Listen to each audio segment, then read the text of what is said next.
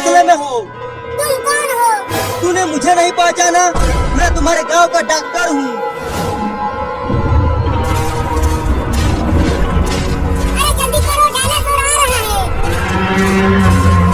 जल्दी चल चिंटुआ टेम्पो में, नहीं तो वो डायनासोर हमें खा जाएगा। मैं नहीं जाऊंगा तुम्हारे साथ। अरे क्या कर रहे हो तुम दोनों? जल्दी टेम्पो में आ जाओ। अब टेम्पो को भगा बाबू।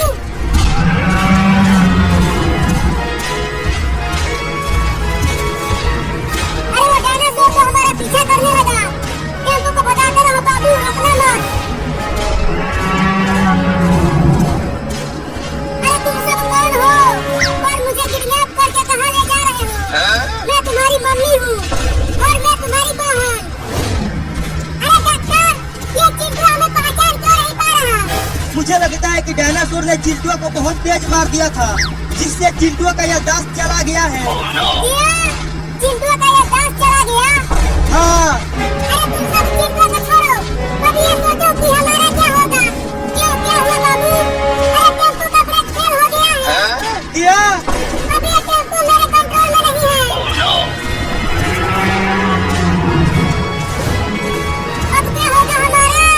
पीछे वो डायनासोर है और यहाँ टेम्पो का ब्रेक फेल हो गया है। एक उपाय है बचने का। कौन सा उपाय है? इस जंगल के बाद वाले जंगल में से ट्रेन होकर जाती है। अगर हम उस जंगल में किसी तरह पहुंच गए तो ट्रेन में बैठकर हम बच सकते हैं। हाँ ये सही है, इस तरह हम बच सकते हैं। तो बाबू, टेम्पो को ट्रेन वाली जंगल में ले चलो। मुश्किल तो है लेकिन कोशिश करता हूँ। अरे डायनासोर तो बहुत पास आ गया है। टेम्पो को और तेज चलाओ बाबू। ये टेम्पो मेरे कंट्रोल में नहीं है। अब इसे मैं और तेज नहीं भगा पाऊंगा। तब तो डायनासोर हमें पकड़ लेगा। रुको, टेम्पो को टेढ़े मेढ़े चलाता हूँ।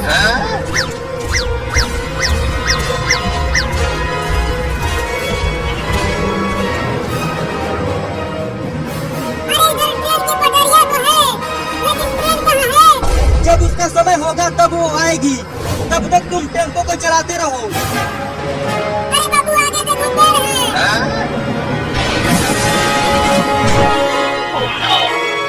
अरे दादा, मेरी टांगे टूट गई। बहुत चोट लगी है। तुम सब ठीक तो हो? हाँ मम्मी, हम सब ठीक हैं। लेकिन वो देखो डायनासोर आ रहा है। अब हमारा क्या होगा? चलो इस बड़े पेड़ पर चढ़ जाते हैं। हाँ चलो मम्मी। अरे चिंटू और बाबू जल्दी से पेड़ पर आ जाओ, डायनासोर आ रहा है।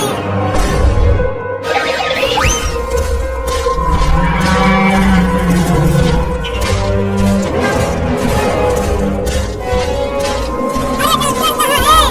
वो तो कहीं नहीं दिख रहा। मैं यहाँ हूँ। अरे दादा, अरे वहाँ क्या कर रहे हो? यहाँ पेड़ पर जल्दी से आ जाओ। मुझे बहुत चोट लगी है। मैं उठ नहीं पा रहा हूँ। अरे डॉक्टर बचाओ।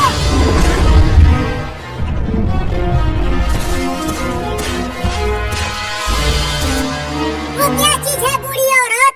तू मुझे बुढ़िया बोला? कमीना, मैं तेरी माँ हूँ। अरे मम्मी, उसकी याददाश्त जा चुकी है, तो उसे डांटना बंद करो। चिंटू वो डायनासोर है, वो बहुत ही खतरनाक होता है। तो फिर मुझे जाना है उसके पास। पगला गया है तू? वो तुझे लॉलीपॉप की तरह चबा जाएगा। अरे मुझे बचाओ। बोला था कि पेड़ पे आ जाओ, अब मरो वहीं पे। अरे बचा लो मुझे, ये मुझे खाने वाला है।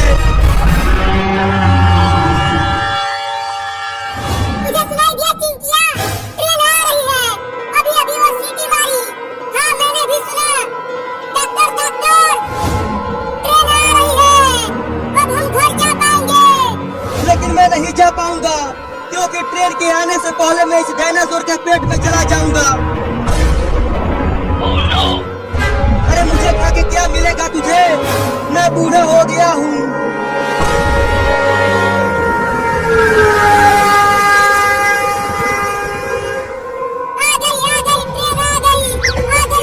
ट्रेन आ गई। देखो मम्मी, ट्रेन आ गई।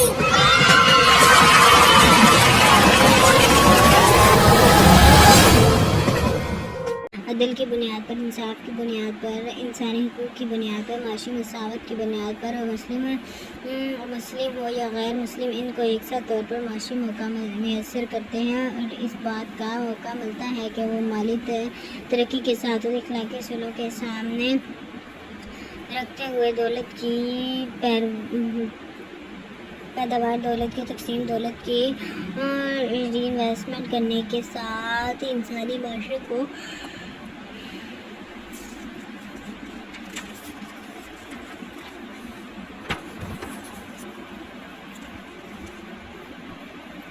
روزہ اور ہماری زندگی پرسکون ایک پرامن معاشرہ بنا سکے۔ روزہ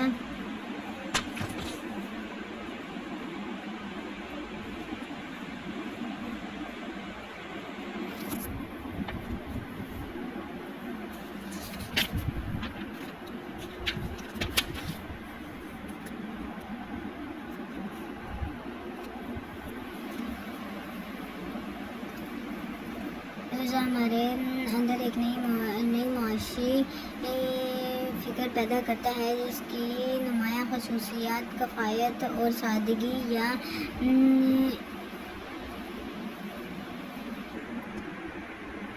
لیکن نمود نمائش اور تشویش اور فضول خرچی نہ پائی جاتی ہو۔ رمضان کا مہینہ سادگی اور معاشرتی فلاح کاموں کی حوصلہ افزائی کرتا ہے اور غیر ضروری تشکیل سے روکتا ہے، اور ہمارے اندر یہ رویہ احساس پیدا کرتا ہے کہ سادگی اختیار کرتے ہوئے غذا اور اپنے دیگر معاملات میں ضروریات کی حد تک رہا جائے اور تعیش کو اختیار نہ کیا جائے۔ گویا روزہ تحقیق کے ذریعے اور ان اچھے عادات کے ذریعے جو اس پورے مہینے کے ثمرات ہیں ہمارے نقطۂ نظر کو تبدیل کرتا ہے، اور یہ سمجھتا ہے کہ سادگی معاشی معاملات میں سادگی، غذائی معاملات میں سادگی، گھریلو معاملات میں سادگی معاشرے میں اختیار کی جائے، جس کے نتیجے میں معاشیات کے اوپر سے ایک بڑا بوجھ اور تعیشات سے ہوتا ہے کم کیا جا سکے۔ جائزہ لے کر دیکھا جائے تو معلوم ہوگا کہ بہت سے ایسے ممالک میں جہاں پر بحث میں خسارہ کار رجحان پایا جاتا ہے، ان کاموں کی معیشت کا ایک بڑا حصہ تعیشات پر صرف ہوتا ہے، اور اس معاشی بوجھ کو بڑھانے کے لیے ذرائع ابداع نمایاں کردار ادا کرتے ہیں۔ ایک شخص جو بغیر غازے کے بھی پرکش نظر آتا ہوا بلاک عامہ کے ذریعے اثر غیروں کے استعمال پر آمادہ ہو جاتا ہے۔ سرمایہ دارانہ معیشت کی ایک بنیادی خصوصیت اس کا کنزومی کو فروغ کر دیتا ہے، جس کے ذریعے اثر ایک شخص غیر معاشی اختیار کہ ہم ایسے اندر سادگی کے ذرائع ان ضروریات کو، ان اقدام کو رواج دے جو ایک صحت مند معاشرے کے لیے مفید ہوں۔ گویا روزے کے معاشی اثرات میں سے ایک پہلو یہ بھی ہے کہ یہ ہمیں معاشی میدان میں سادگی کی تعلیم دیتا ہے اور ان چیزوں سے بچنے کی طرف ابھارتا ہے جو عام طور پر قومی خزانہ اور معاشی بوجھ کا باعث بنتی ہیں۔ اسلامی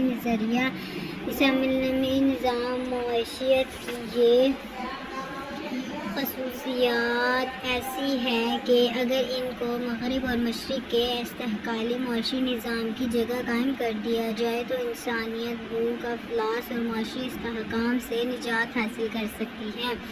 ایک اور پہلو شیئرنگ کا ہے، یعنی ایک افراد کے معاشی رائل پر صرف اس کا اور اس کے خاندان کا نہیں، دوسرے انسانوں کا بہت حق ہے، اور اس شیئرنگ کے معاشرے میں خوشحالی اور معیشت میں کشادگی اور ٹھہراؤ پیدا ہوتا ہے۔ روزے کے دوران تاجروں اور عام روزہ دار میں سے احساس بھی پیدا ہوتا ہے کہ وہ اس دنیا کی تجارت میں جتنی توجہ اور محنت سے اپنا وقت اور مال لگا رہے ہیں، کیا ایسی مناسب سے آخرت میں کامیابی حاصل کرنے کے لیے بھی کوئی انویسٹمنٹ کر رہے ہیں یا نہیں۔ اصلی انویسٹمنٹ تو وہی ہے جو نہ صرف اس دنیا میں بلکہ آخرت میں ایک مسلمان کو کامیاب کر دے۔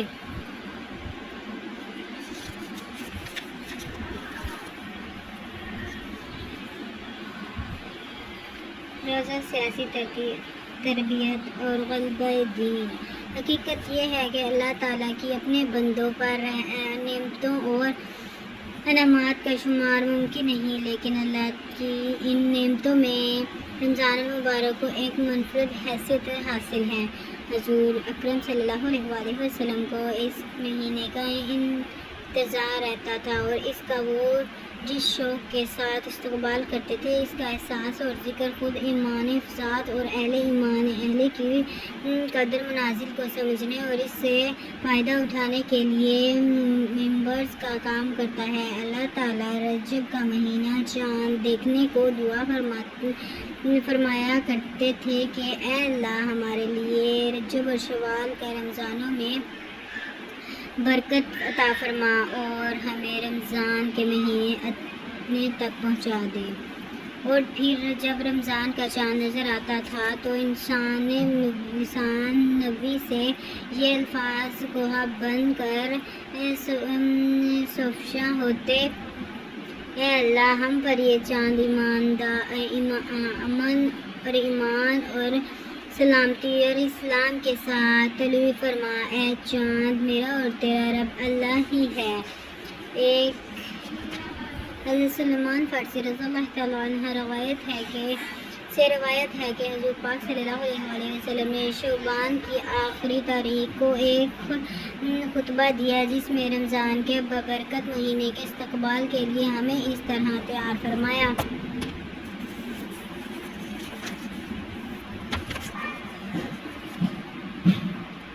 اے لوگوں، بہت بڑی نعمت اور عظمت اور بابرکت والا مہینہ تم پر یہ فنگن ہونے والی ہے۔ اس مبارک مہینے کی ایک رات 1000 مہینوں سے بہتر ہے۔ اللہ تعالیٰ نے اس مہینے کے روزے تم پر فرض کیے گئے ہیں اور رات کے قیام منسوخ تراویح کو نفل قرار دیے گئے ہیں۔ جو شخص اس مہینے میں دل کی خوشی سے ایک نیکی کے کام کرے گا، اس کو دوسرے مہینوں کے فرض کے برابر ثواب ملے گا، اور جو شخص اس مہینے میں ایک فرض ادا کرے گا، اللہ تعالیٰ اس کو دوسرے مہینے کے 70 فرضوں کے برابر ثواب بخشے گا۔ یہ صبر کا مہینہ ہے، صبر کا اجر جنت ہے، اور یہ غریبوں کی مالی ہمدردی اور امداد کا مہینہ ہے۔ رمضان کی ببرکتوں کا ذکر فرماتے ہوئے اللہ تعالیٰ نے آپ صلی اللہ علیہ وسلم نے اس خطبے میں روزے کے 2 اہم پہلو کو اجاگر کر فرمایا ہے جو روزے کی روح اور مقصد کو سمجھنے میں مدد دیتے ہیں، یعنی صبر کا مہینہ اور مواسطہ کا مہینہ۔ صبر کا تعلق بھلائی، حق اور جد عدل پر جم جانے اور استقامت کے ساتھ اللہ تعالیٰ اور روزے کی بندگی کو ہر حال میں اولویت دینے سے یہ اپنے تمام معاملات کو اللہ تعالیٰ کی خوشی اور رضا کے تابع کر دیتے ہیں۔ مواسطہ کا تعلق معاشرے میں بسنے والے افراد کے ساتھ معاملات کی نوعیت کے ساتھ ہے، یعنی غریبوں اور دوسرے انسانوں کے لیے مالی ہمدردی استحصال کر کے یا ایک اخلاقی ضابطے میں رہتے ہوئے نفع کما کرتا گاہک کا مطلوبہ معیار کا مال بھی ملے اور اس پر غیر ضروری مالی بوجھ بھی نہ پڑے۔ رمضان کے دوران ایک تاجر اور صنعت کار یہ سوچنے پر مجبور ہوتا ہے کہ وہ جن ذرائع سے مال کما رہا ہے وہ کہاں تک خود حلال ہے۔ مثلاً اگر یہ صنعت کار ایسے کاروبار میں رقم لگائیں جو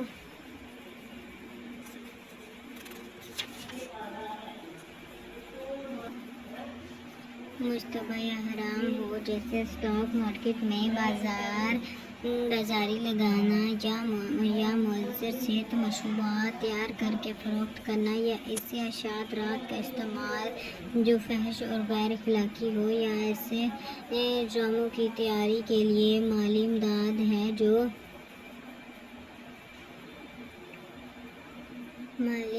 دینا ہے جو اخلاق کے منافی ہو تو کیا اس کا اپنے مال کا حرام کی اشاعت میں استعمال کرنا درست کہا جا سکتا ہے؟ اللہ تعالیٰ کی وحدانیت کا خیال ایسے یہ سوچنے پر مجبور کرتا ہے کہ وہ کم از کم رمضان میں اپنے مال کی حرام ذرائع سے پیدا نہ کرے اور نہ حرام کا کام میں استعمال کرے۔ یہی احساس آگے چل کے رمضان کے علاوہ بھی اسے یاد دلاتا ہے کہ مال کا ایسا کام میں لگانا جو اللہ کی مقرر کی ہوئی حدود کی خلاف ورزی میں شمار ہو درست نہیں ہو سکتا۔ رمضان کا احترام نہ صرف حرام سے بچنے کی تربیت دیتا ہے بلکہ مثبت طور پر ایسے کاروبار قائم کرنے پر ابھرتا ہے جو انسانیت کی فلاح اور معاشرے میں معاشی عدل کا قیام کر سکیں۔ بین الاقوامی اقدامات سطح پر تجارت کے فروغ کا موقع فراہم کرتا ہے۔ چنانچہ ایک تاجر جو انڈونیشیا اسلام آباد میں رہتا ہو چاہتا ہے کہ وہ مناسب قیمت پر مراکش اور ایران وہ سعودی عرب کی بہترین کھجوریں جکارتا اور اسلام آباد کے بازو میں فراہم کر سکے۔ وہ اس غرض سے انٹرنیٹ کے ذریعے ان ممالک کے تاجروں سے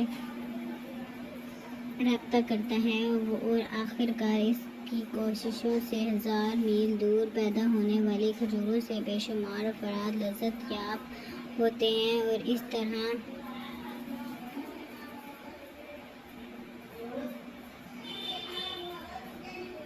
دور دراز کے مسلمان تاجروں کے باہم معاشی تعلقات میں استحکام پیدا ہوتا ہے۔ رمضان کریم میں قرآن کریم کی سماعت اور معافی پر غور کرنے سے ایک تاجر کو یہ احساس ہوتا ہے کہ اسے اپنے معاہدے اور عہد کا پاس رکھنا ہے، کیونکہ اہل ایمان کی صفات میں سے ایک اہم صفت یہ ہے کہ وہ اپنے وعدے کو پورا کرتے ہیں۔ اگر دیکھا جائے تو تجارت اس معاہدہ پر بنی ہوئی ہے۔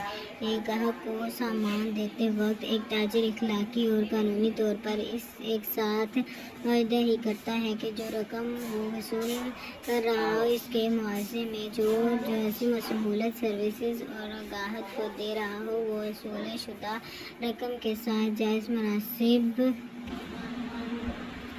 رہتی ہے۔ ایک ماہ کی مسلسل تربیت اس کی عہد پورا کرنے اور اعلیٰ معیار کی اشیاء فروخت کرنے کی عادت کو پختہ کر دیتی ہے، اور اس طرح روزہ ایسی اچھی تجارتی عادت کی علمی تربیت فراہم کرتا ہے۔ روزہ ایک تاجر کو کاروباری معاملات میں ناپ تول میں کمی نہ کرنے کی تربیت دیتا ہے۔ قرآن کریم سابقہ اقوام کے تذکرہ کے ذریعے یہ بات سمجھتا ہے کہ جب حضرت شعیب علیہ السلام کی قوم نے ناپ تول میں کمی کی، ان کے لینے کے پیمانے اور دینے کے پیمانے مختلف ہو گئے تو اللہ تعالیٰ نے ان پر عذاب بھیجا اور ان کی قوم کو تباہ کر دیا گیا۔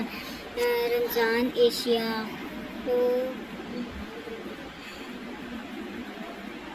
خود نوشی فروخت کرنے والے تاجروں کو خصوصاً یہ پیغام دیتا ہے کہ وہ اپنی کم ناپ تول کی عادت کی اصلاح کریں۔ ایسے ہی یہ صنعت کاروں کو پیغام دیتا ہے کہ ٹیکسٹائل کی انڈسٹری میں ان کے سود کا وزن وہی ہو جس کا معاہدہ انہوں نے اپنے گاہک سے کیا ہے۔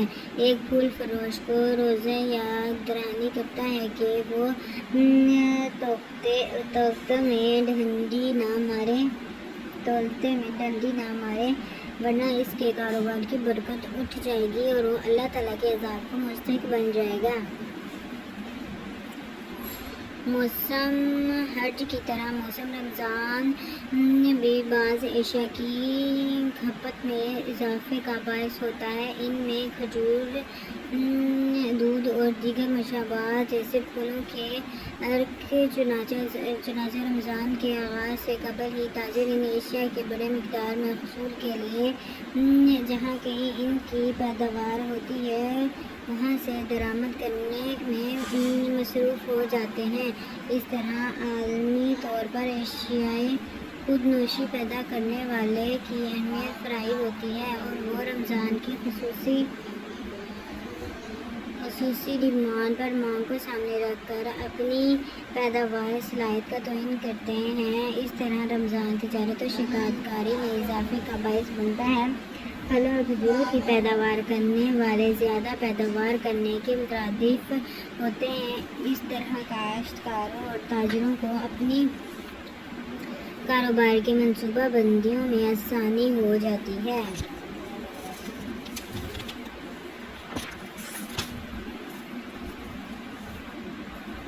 رمضان میں کسی کا روزہ افطار کروانا ایک روزے کے برابر اجر اور ثواب دیتا ہے۔